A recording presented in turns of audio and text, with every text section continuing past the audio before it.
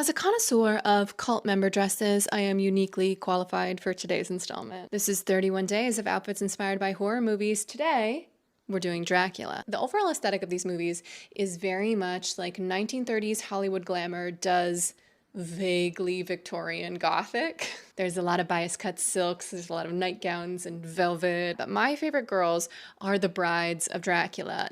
These ladies don't have a lot to say. They just sort of float around in a pack looking like they could just sort of disappear into the ether at any moment. So that's what we're going for today.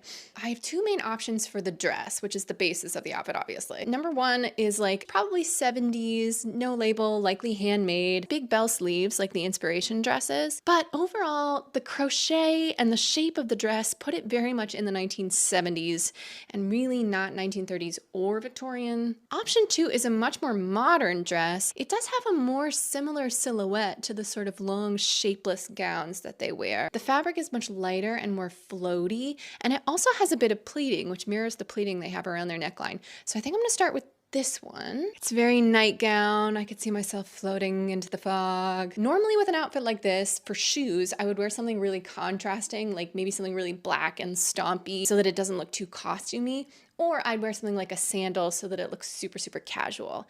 But not today. I think I want to stay in that sort of all beige, one monochrome color so that it all kind of bleeds into each other and looks like it could float into the mist. So I'm going to style it with these beige little boots. Now we're getting somewhere. The brides in the movie don't have very much going on in the way of accessories or hair, certainly not handbags, so my accessories are going to be very vibes-based. I'm gonna try and wrap in some things that feel like the 1930s and feel a little bit like semi-Victorian Gothic. I could style it as a necklace or like...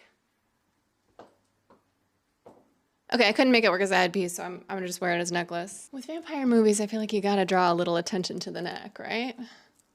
Or is that too on the nose? Let's get a nice close-up of that. So this is a definitely vintage, possibly antique, metal mesh evening bag. It doesn't hold a lot. Yeah, I'm ready to flounce around with a candelabra. That's the look. Do I look undead? What should I do next?